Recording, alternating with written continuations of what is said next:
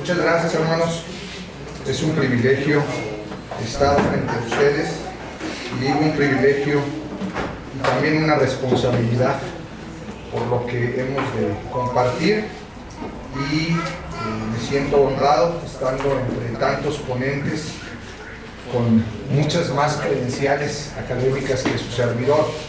Me ha tocado compartir con ustedes en esta mañana un tema que ya, este tema ya lo comenzó a abordar el doctor Tony Mendoza. Sin embargo, su servidor lo va a abordar más desde el ámbito de la estructura del sistema mexicano judicial. Así el nombre sí se conoce al sistema de resolución de conflictos del sistema mexicano, mecanismos alternativos de solución de controversias. Y aunque he visto que hay un buen número de abogados, también sé que no todos lo son, así que como este simposio ha sido de convocatoria abierta y no dirigido exclusivamente a los especialistas del derecho y la política, quisiera empáticamente hacer una breve introducción y reseña de lo que son los mecanismos alternativos de resolución de conflictos dentro de nuestro país. Título de nuestra conferencia: a fin de que tengamos una idea común sobre lo cual discutir y simplificar, y también vamos, ya que es un título muy largo, vamos a simplificarlo. No voy a estar mencionando tan recurrentemente todo el nombre, sino vamos a llamarle MAX, que es las siglas precisamente de esta institución. Hay una definición dada precisamente por la ley, hay una ley de mecanismos alternativos de solución de controversias, que establece que son los métodos no judiciales para resolver disputas que involucran la intervención de un tercero neutral y que facilita la comunicación entre partes en conflicto y las ayuda a encontrar una solución mutuamente aceptable. En otra definición, dada por una investigación hecha por la Universidad Nacional Autónoma de México, ellos acuñaron el siguiente concepto diciendo que son los medios alternativos consisten en diversos procedimientos mediante los cuales las personas pueden resolver sus controversias sin necesidad de la intervención judicial. Ahí tenemos dos conceptos para contextualizar un poquito de lo que vamos a hablar. Sin embargo, aunque la palabra que se repite aquí es no judicial, eso es algo que el concepto ha querido resaltar, cabe decir que aunque sea calificado de esta manera como métodos no judiciales, los MAX están insertados dentro del sistema judicial. Así que ahí empezamos con la primera dificultad, ¿sí? Su calificativo solo hace referencia cuando se dice en el concepto que estamos hablando de un método alternativo de resolución no judicial, que el método no tendrá las propiedades formales de un procedimiento punitivo contencioso. Esa es la diferencia. Eso es a lo que se está refiriendo, porque por otro lado, no existen formalmente otros métodos alternativos de resolución de conflicto que no sean los que están diseñados y reconocidos por el sistema judicial. ¿Sí? Gracias.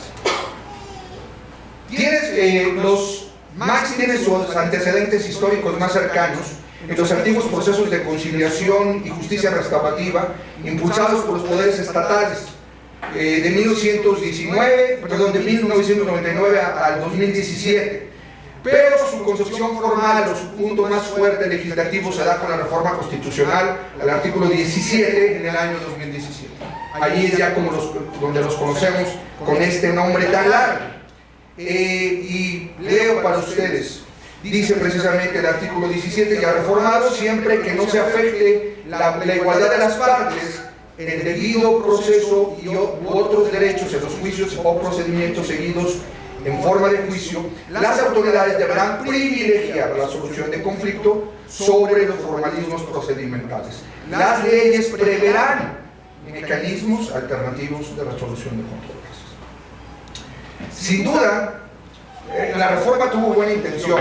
Quisiera hablar de la reforma primero en un ámbito positivo. Tiene una buena intención, ¿sí? De impulsar o motivar a los particulares a optar de manera voluntaria por una vía diferente para resolver sus controversias, en donde estos tuvieran una participación más directa en las propuestas de solución, sin los formalismos de un procedimiento contencioso, que los abogados están más relacionados con ellos, ¿verdad? La demanda, el emplazamiento, la contestación, el periodo de pruebas, todos los múltiples recursos que parece que son infinitos en el proceso mexicano. Un juicio técnicamente debería de durar, así como lo vemos en el papel, debería de durar no más de un año. Si usted hace una división entre la suma de los términos del proceso y los recursos que promueven los abogados, dura más tiempo los recursos que promueven los abogados que el juicio completo. ¿Sí? Entonces, esta es la alternativa. Quitamos o dejamos un lado, ponemos una vía alternativa que no tenga que ver con tantos procesos tan dilatorios y te doy una intervención más directa como particular. Sin embargo, en ninguna manera los legisladores como representantes del Estado estuvieron dispuestos a sacrificar el término de justicia como una acción emanada del Estado. Vea, aquí quiero puntualizar. ¿Por qué digo que el Estado no quiso ceder? Porque realmente dentro de nuestro contexto nacional, cuando hablamos de justicia, desde el contexto cultural mexicano, no vemos otra idea de justicia que no sea más que la que imparte el gobierno. Y nuestro estimado doctor Saúl nos explicó muy bien ayer que la justicia toma diferentes connotaciones o aplicaciones dependiendo en dónde la controversia o el conflicto emana. Y ayer nos ponía el ejemplo. Hay controversias o hay conflicto entre un padre y un hijo. Y si un hijo desobedece a la autoridad de un padre, el padre tiene que impartir justicia. La idea de métodos alternativos no llevó la intención, al momento de legislarse, de realmente buscar alternativas fuera del Poder Judicial. Esto iba a ser solamente una extensión del mismo sistema judicial. Esta es la razón por la que Max solo es un término con validez dentro del sistema mismo de impartición de justicia, aun cuando se insiste que la naturaleza de estos no pertenece al carácter judicial. Y sin embargo, es judicial. Porque si usted pregunta, bueno, método alternativo de resolución de controversias que no esté en un tribunal, no lo va a encontrar, porque no hay otro sistema que no sea regulado por el sistema judicial mexicano. ¿Por qué surgen los mecanismos alternativos de resolución de conflictos o controversias? Algunas causas que incitaron al Estado a la creación de los MACs fueron, número uno, la sobrecarga judicial, los elevados costos y dilación de los juicios, y esta segunda causa está íntimamente relacionada con la primera. Tres, la búsqueda de soluciones más flexibles y personales. ¿Sí? Y cuatro, muy importante, el Estado se dio cuenta, muy tarde a mi parecer, porque tenemos muchos años que hay un sistema mexicano de justicia, se dio cuenta muy tarde que los procesos contenciosos en su 99.9999% rompen relaciones. Y se dieron cuenta que esto no era favorable, que se requiere mantener las relaciones entre las diferentes estructuras y individuos de la sociedad. Y normalmente después de que acaba un juicio, y aún si este es sumamente prolongado, lo que va a suceder es un distanciamiento o una ruptura definitiva. Lo vemos en todo tipo de relaciones, y lo va a ver usted incluso en las más básicas, cuando se tiene que resolver un matrimonio.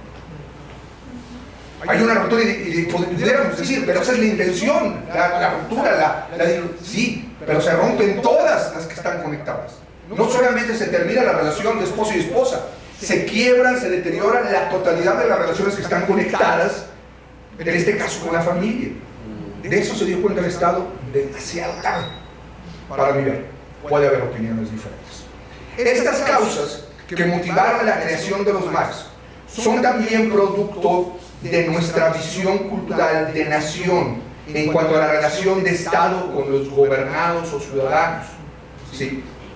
Porque nuestra historia nos enseña con claridad que el Estado se ha colocado como proveedor de casi la totalidad de las estructuras que componen a nuestra nación. Y digo casi queriendo dar el beneficio de la duda. No debe sorprendernos entonces que en aquellas áreas donde el Estado no ha tomado la iniciativa para generar estructuras de utilidad pública, los particulares normalmente tampoco lo han hecho o no se les ha permitido, o de manera muy esporádica. En el caso, queridos hermanos, de la resolución de controversias o conflictos, también el Estado se ha colocado históricamente como único medio y estructura para ello,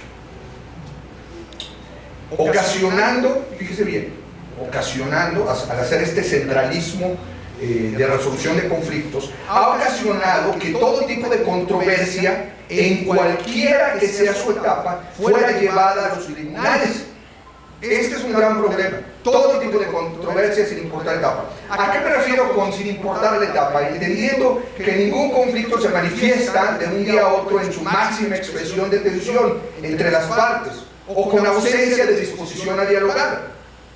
Esto no sucede así de la nada.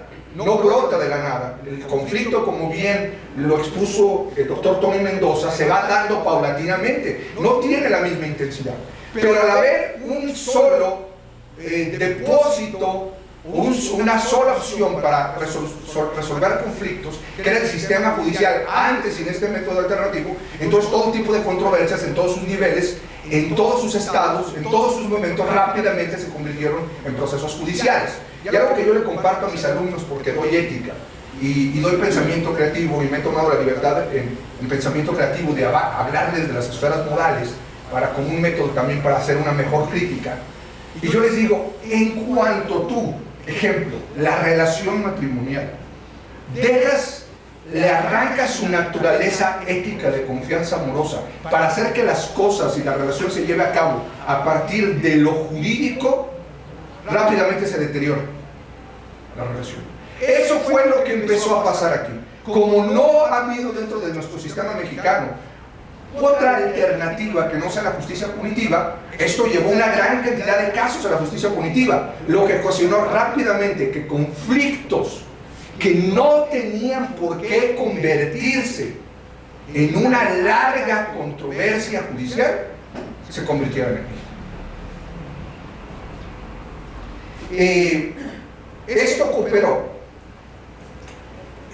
cooperó para dar lugar a un sistema de impartición de justicia ineficaz. Y digo cooperó porque no es el único, pero cooperó para un tipo de justicia ineficaz, porque obviamente si todos los problemas los llevas a un solo lugar de resolución, va a llegar un momento que la cantidad de controversias presentadas van a superar la capacidad de respuesta. Y es lo que pasó con el Estado, causando ineficacia, y la segunda consecuencia es que al haber ineficacia de la respuesta, entonces trajo consigo la pérdida de la confianza del ciudadano, y por lo tanto sumó el incremento del deterioro del Estado de Derecho público o de mayor injusticia.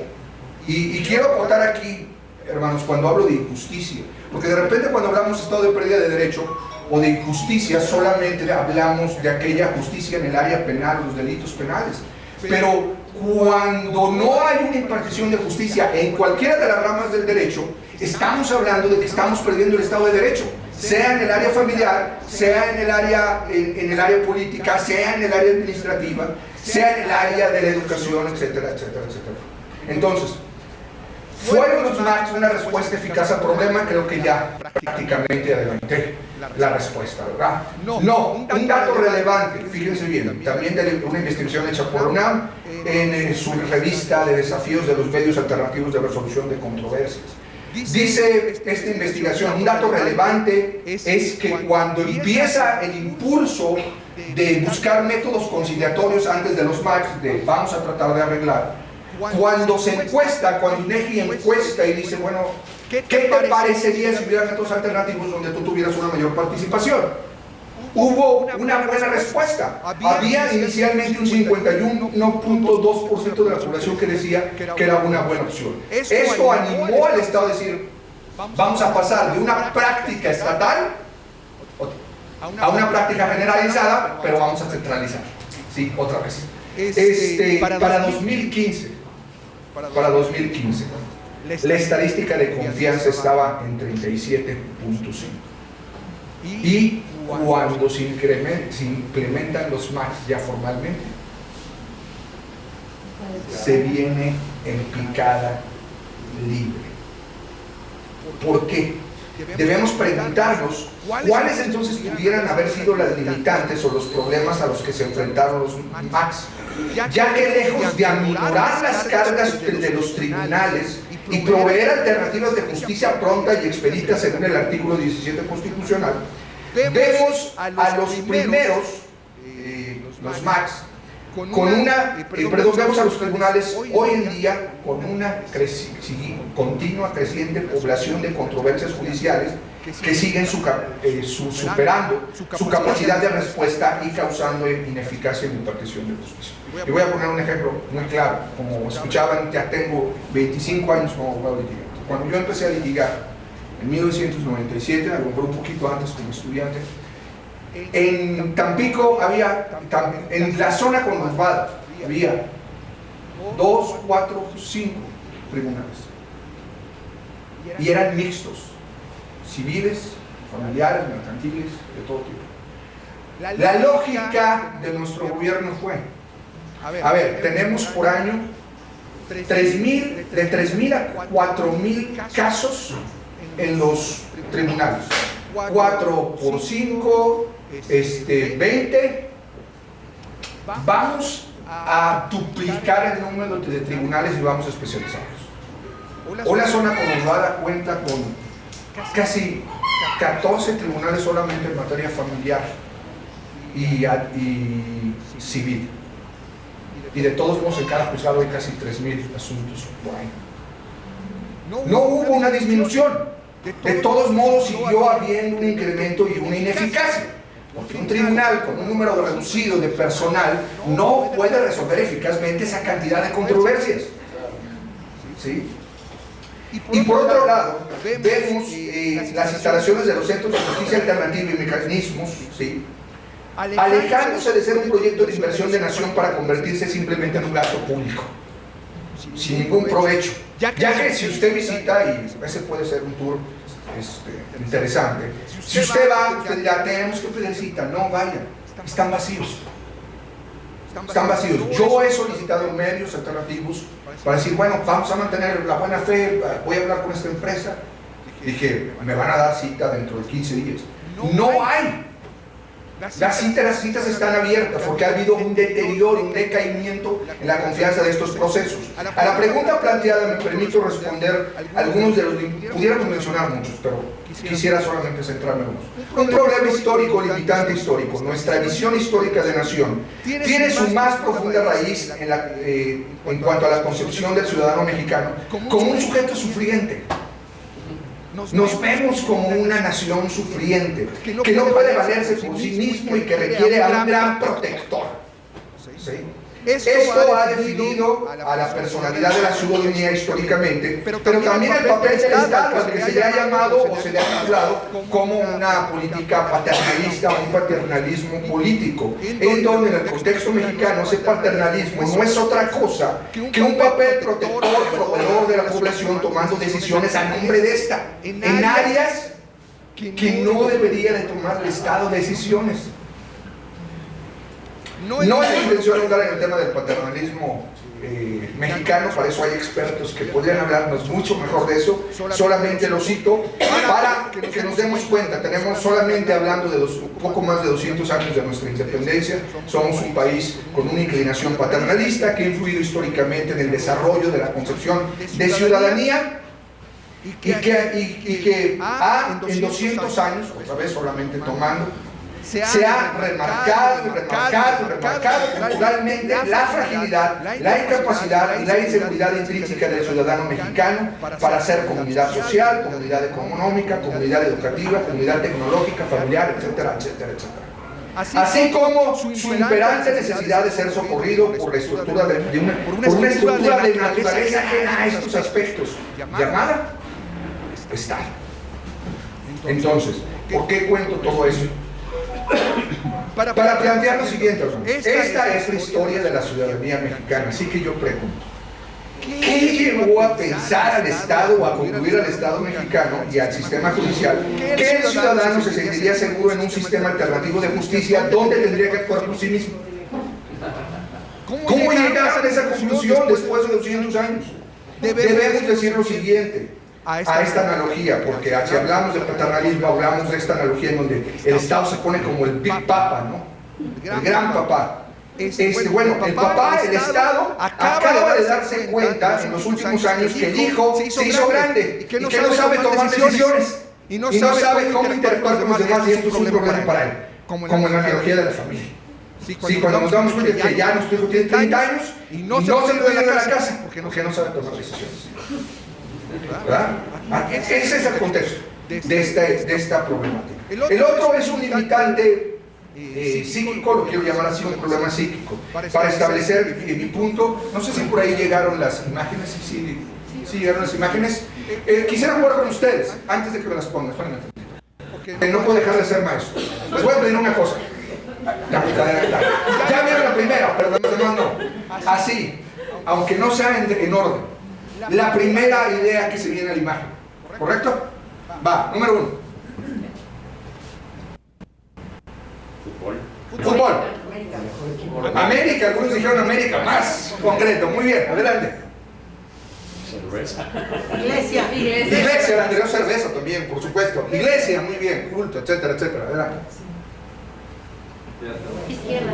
Marxismo. Ok, marxismo, muy bien, está bien. No, al final de cuentas es una concepción. Sí, va muy bien. Adelante. Existe. Otro más. Y última. Este es de aquí de San Luis, si no me equivoco. Sí, es el poder judicial. Es el poder judicial de la Federación. El doctor, gran filósofo, abogado, Hermann Doyeber, escribe y dice que la experiencia natural, nuestra experiencia natural, captamos la realidad en una estructura total. No es que podamos fragmentarnos. ¿A dónde voy con esto? Esto quiere decir que las imágenes visuales que percibimos también, hermanos, toman forma en nuestro entorno físico de nuestra visión cultural, de cómo respondemos culturalmente. Los MACs están insertados en la estructura organizacional, espacial y de competencia del Poder Judicial de la Federación, la cual primariamente representa el ofrecimiento de una administración de justicia heterónoma y punitiva. Esa es la esencia de la administración de justicia del Estado. Quien se acerca a las dependencias gubernamentales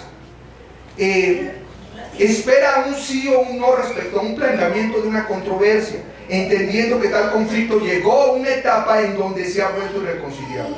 Con esto quiero decir que lo que pasó aquí, hermanos, insertamos un sistema de mecanismos alternativos de justicia en donde queremos que las partes interactúen de manera socialmente inadecuada. Pero tenemos a nuestra diosa de justicia y tenemos el lema del Poder Judicial del Estado insertado en el mismo espacio donde están los tribunales, y usted espera que la persona que entra por ese edificio quiera ir a dialogar. Las personas se acercaron al sistema esperando solamente ver un sistema más eficaz de justicia. Cuando ellos se dieron cuenta que el mediador no decía tú estás bien, tú estás mal, porque esa es la función del mediador, ellos empezaron a caer en disolución del sistema y no vieron más que otro sistema ineficaz. Porque vamos a los tribunales ¿a qué? A pedir justicia. Ahora, con esto, hermanos, digo, ¿no? Ya me está saliendo el abogado. Con esto no quiero decir que en los juicios debería de cerrarse toda oportunidad a la conciliación y a la resolución mediante métodos o mediante acuerdos, o que el juez debería abstenerse de citar a ello. Pero debemos entender que el Estado existe para impartir justicia coercitiva, primordialmente coercitiva. Sí. De ahí que al acudir el ciudadano a los MACs y al no ver una intervención de una autoridad coercitiva de parte de quien patenta tales medios, decaiga el ánimo, la confianza en esta parte del sistema, no solamente en esta parte del sistema, porque se desilusionaron de los MACs, pero luego ya no fueron tampoco los tribunales, porque el tribunal ya no era eficaz y ahora el sistema tampoco. Y ahí también compartió el doctor Saúl, yo bromeaba con el doctor Rodríguez y algunos otros decían, ya voy a llegar a dar las conclusiones nada más, ya dijeron lo que se tenía que decir. El no ir a solicitar justicia va a traer impunidad. La gente va a decir, bueno, entonces puedo hacer lo que quiera, porque nadie me va a pedir cuentas. Ayer se habla de rendimiento de cuentas, nadie me va a pedir rendimiento de cuentas. Y eso es lo que está pasando con este sistema. Otro limitante tiene que ver con nosotros los abogados. ¿Quién ha escuchado una frase como esta, hermanos abogados? A mí no me pagan para llegar a acuerdos, me pagan para pelearme. Para pelearme. A mí no me pagan para llegar a acuerdos, sino para pelearme. La realidad es que esto es una confesión, porque no tenemos un libro, un manual de texto donde diga que este es el ser total del abogado. Es una confesión que ha moldeado y formado a los abogados. ¿Sí? Y los abogados de más experiencia que han tomado esta línea transmiten a los abogados más jóvenes y decir, a mí me tocó escuchar esto a una abogada que en mis tempranos años yo le decía, ayúdeme, el oponente es mucho mayor que yo en edad, en estatura, y ella decía, y llegó y se paró con mucha firmeza, y cuando parecía que no se llegaba a un acuerdo, ella dejó muy claro en esto, como que le estaba haciendo un favor. A mí no me pagan para venir a llegar a acuerdos con usted, me pagan para pelear. Y ahí se acabó toda posibilidad de solucionar el conflicto. Sí, pues se ofendió, o sea, la persona que asistió a tratar de decir, bueno, vamos a escuchar a ver de qué se trata, al escuchar esta frase inmediatamente cerró las puertas y dijo, pues sí es cierto, si ya contratamos un abogado que son para pelearse, ¿qué estoy haciendo? Yo aquí, ¿qué estoy haciendo yo tratando de llegar a una solución de conflicto? ¿Qué quiero decir? Sí, pelear es el cero propósito de habernos entregado una autorización como expertos en materia de derecho. Tenemos que cuestionar eso. Tenemos que cuestionar eso y tenemos que tener respuesta como abogados con una cosmovisión cristiana. Dice el doctor Roberts, porque el título no es un simple medio para usarlo para cualquier cosa, es una autorización para que nos confiera autoridad de parte de Dios. ¿Para qué? Para pelear, solamente. Por supuesto que hay momentos en que hay que pelear, pero no siempre se trata de eso. Es una realidad que las grandes cuentas de honorarios profesionales no llegan directamente por la resolución del juicio, sino por lo prolongado A nosotros nos conviene. Nos conviene que, digo, si la esencia es que me pagan por pelear, entonces cuanto más peleé, más me pagan. Y, hermanos, me ha tocado ver cantidades de 5 ceros de honorarios o de 6 ceros que de todos modos no se resolvió el asunto porque nos pagan por pelear. Entonces vea lo que pasó. Durante mucho tiempo, creo yo inconscientemente, no creo que lo hagamos consciente, de alguna manera los abogados nos sentimos parte del Poder Judicial, como si nosotros fuéramos una extensión. No somos una extensión del Poder Judicial, somos profesionistas independientes con un rol específico, con nuestra autorización. Y entonces cuando el Estado pone los VACs, nosotros nos ofendimos. ¿Por qué? Nosotros no queremos, bajo esta, si le quiere llamar ontología de manera muy concreta de lo que es ser abogado, nosotros no queremos que haya una solución de conflictos, nosotros queremos que, porque son honorarios profesionales, de pocos o muchos ceros, pero son honorarios profesionales. A lo mejor empieza con pocos ceros y luego ya se incrementa, ¿verdad? Entonces, si sacamos con la lupa, y yo les invito a mis hermanos abogados que hagan una investigación de campo. ¿Cuántos de los problemas que tienen posibilidad de solución, sutilmente los expertos en materia de derecho, las sustraemos? ¿Para qué? Para que el conflicto continúe su proceso en sus siguientes etapas y así tener la justificante de ir a juicio. Aun si esto fuera contraproducente para el cliente, porque llega a ser contraproducente. Me ha tocado ver en serio, no de este lado, sino del otro lado, y platicaba con la oponente, por decirlo así, una señora cuyo esposo trabajaba en plataforma, pero no es cierto, era capitán de un barco, tenía que estar 365 días en el barco por un mes de descanso. Entonces a él la facilidad se le dio decir, ten mi tarjeta. ¿Para qué quiero yo la tarjeta? O sea, a mí me dan comida, vestido, viáticos ricos cuando bajo, fíjate con la tarjeta, el señor ganaba muy bien. Y de repente el señor me busca porque se encuentra que ahora tiene un embargo judicial de alimentos, cuando quien tenía la tarjeta de la totalidad era la esposa. Y vean el perjuicio que llegamos a causar. Ella tenía el 100% del salario de él, y el juez, de acuerdo a lo rígido de la norma, que así tiene que ser, le dio el 30%. ¿Qué hizo el señor inmediatamente? Dijo: chiquitita, ahora te quedas con 30%. Qué tonta, ¿no?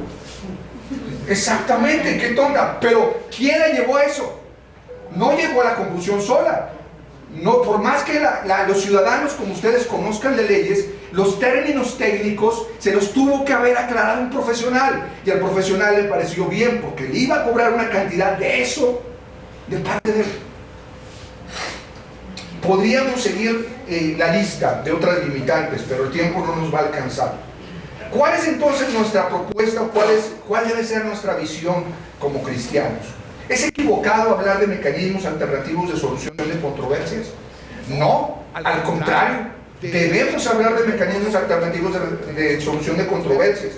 Como hemos ya escuchado en las diferentes consecuencias, en las diferentes conferencias que han precedido a esta, el Estado posee cierta naturaleza y por lo tanto ciertos límites y alcances sujetos a esto. Debemos entonces, fíjense bien, llegar a la primera siguiente conclusión. La sobresaturación de procesos judiciales o litigiosos que llegan al Poder Judicial o tribunales es síntoma visible de que el Estado está excediendo sus límites respecto a tipos de controversias que no debería de conocer.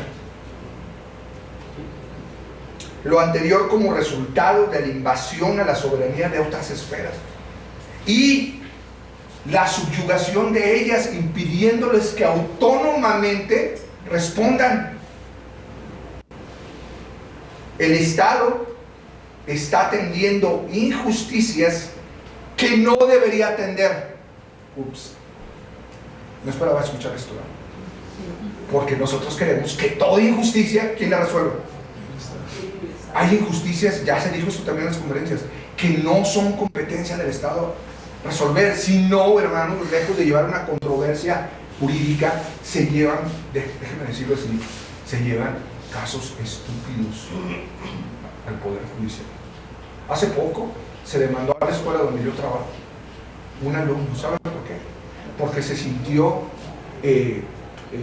despreciado, denigrado, porque le pusieron 6 a todos los demás, y que la cuestión de lo igualitario tendría que ser todos parejos. ¿Quién ha causado eso? El Estado. El Estado, con este centralismo absurdo, invasivo. Sí, así que la justicia, dice precisamente Fernando Llever, la justicia del Estado no es nunca ni aún idealmente una justicia genérica, sino es una justicia concreta, específica, ya lo vimos, que regula ciertos actos, no la totalidad de ellos. Entonces, la pregunta central no es cuáles deberían ser esos mecanismos alternativos de solución de conflictos, sino de dónde deberían surgir los mecanismos alternativos. La respuesta debe ser acotada en 2 sentidos. Yo contestaría: ¿de dónde deben de surgir? Depende de la naturaleza del conflicto. 2, depende del momento en el que se encuentra el conflicto. Quiere decir que lo que estamos diciendo es que debería de haber no un sistema o un método, sino múltiples sistemas de acuerdo a la naturaleza de los conflictos debidamente autorizados para resolverlos previamente a que se llegue al Poder Judicial. No estamos queriendo quitar al sistema judicial ninguna competencia. Lo que estamos diciendo es que no debería de haber un brinco de A a Z. No debería de ser eso.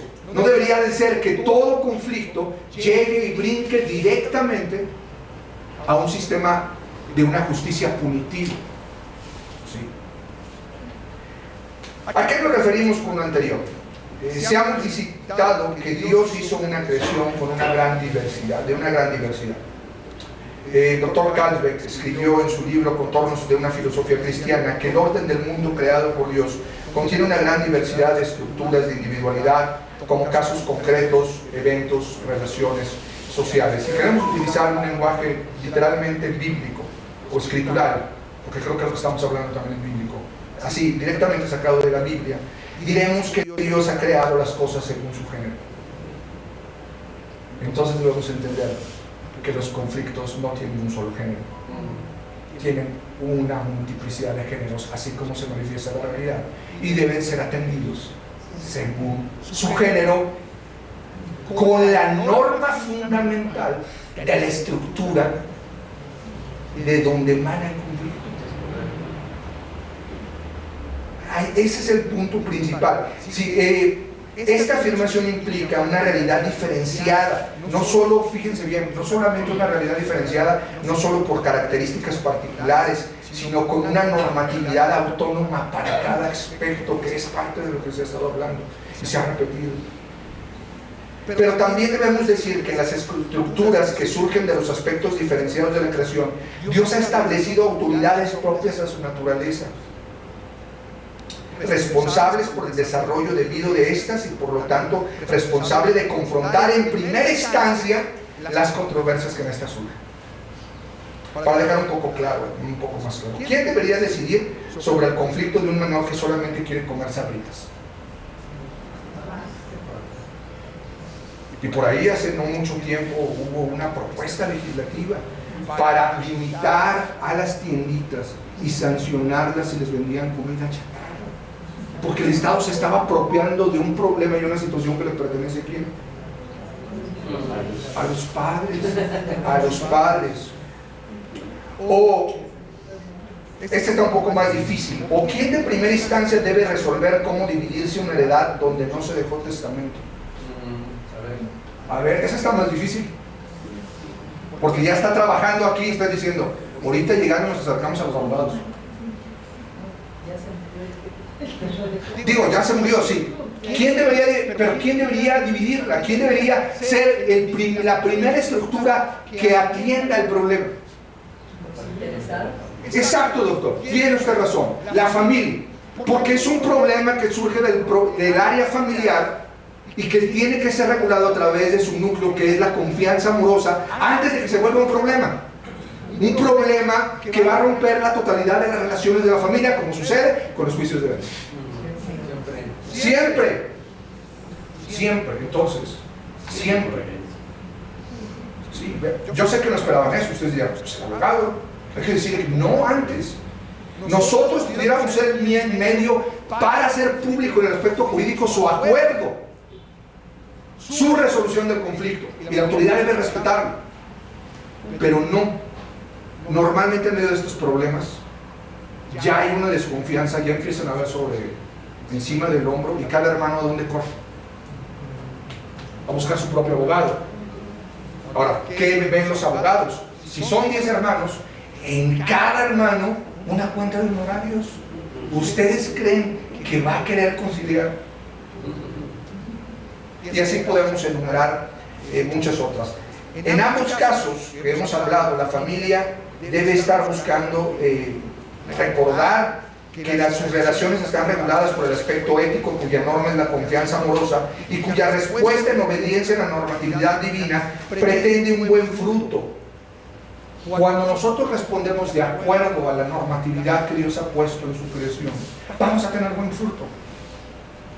Porque usted podría decir, no se puede, tiene que ser el Estado.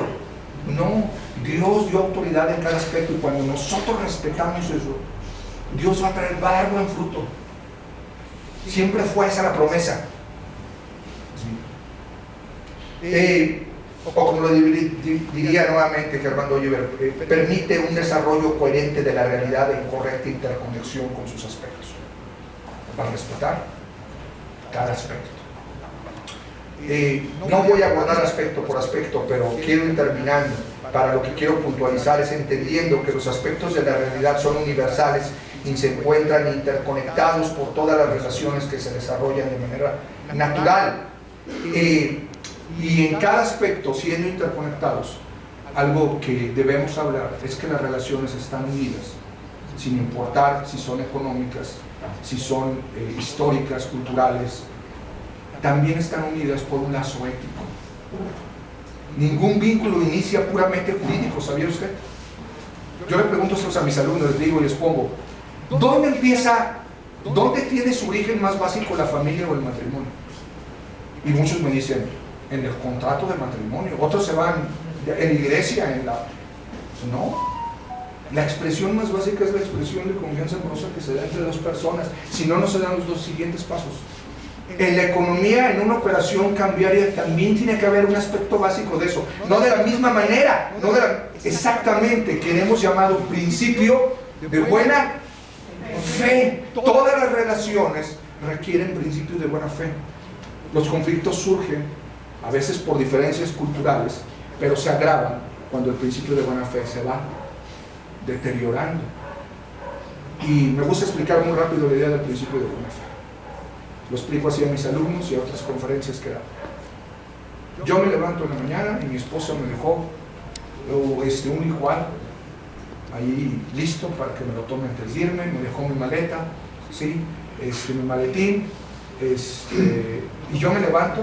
Pero yo me levanto pensando, ese día en la mañana me levanto pensando que mi esposa, la única razón por la que despierta es para hacerme infeliz el día.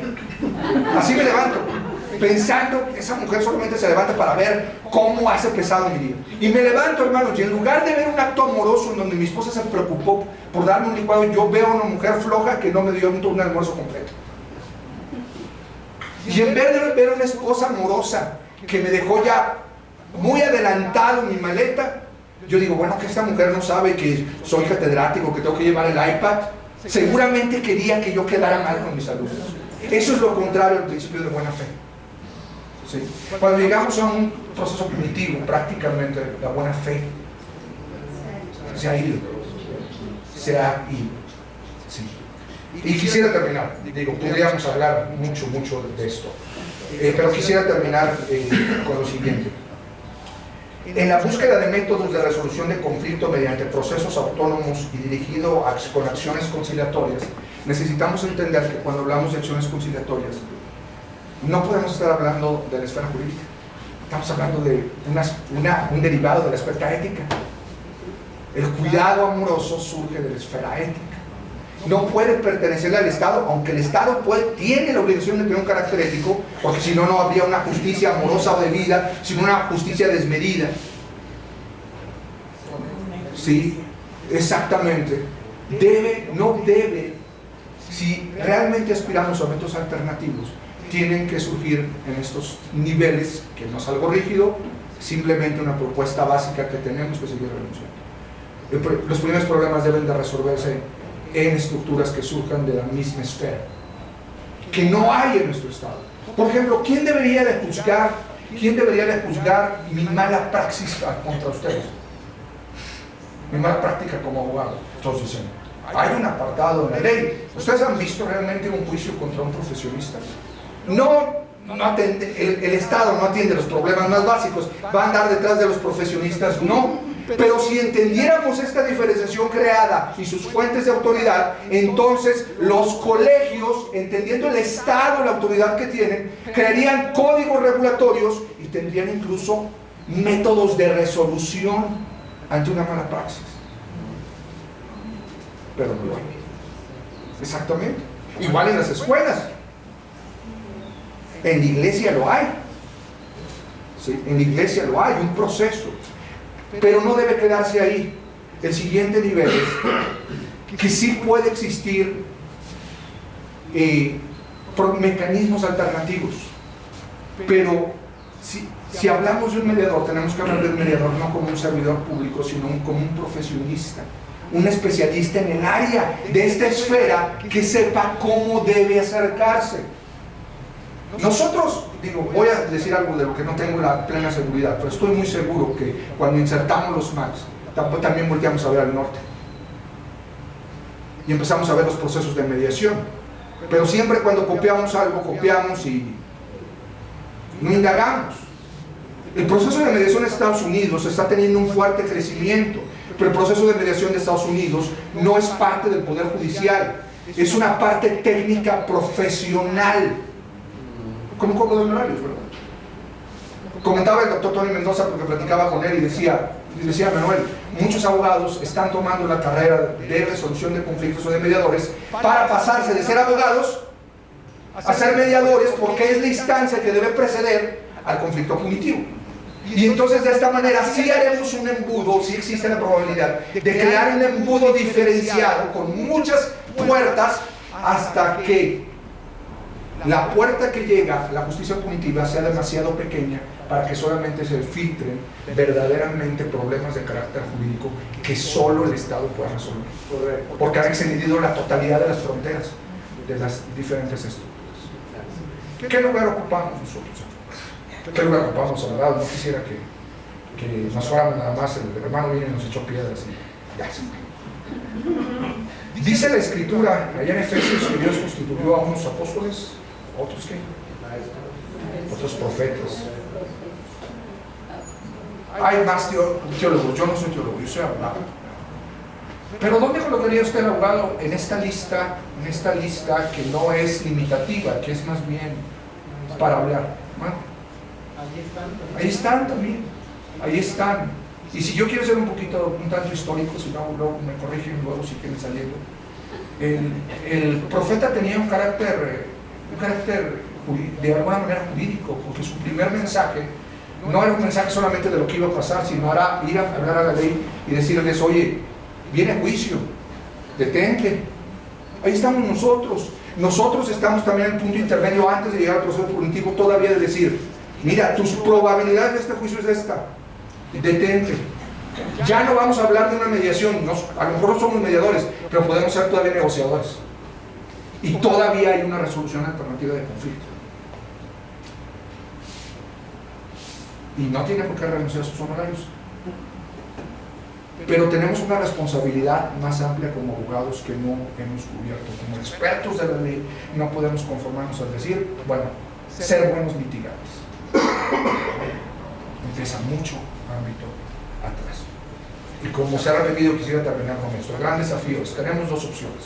Siempre la ley de Dios solamente tiene dos opciones. O respondemos de manera obediente a ella, y Dios traerá fruto abundante, lo creo. Creo que si empezamos a trabajar, habrá fruto abundante, y si no, seguirá habiendo espinas y cardos en el trabajo que hagamos. ¿Qué les invito, hermanos abogados? Ustedes dirán, pero vamos contra la corriente.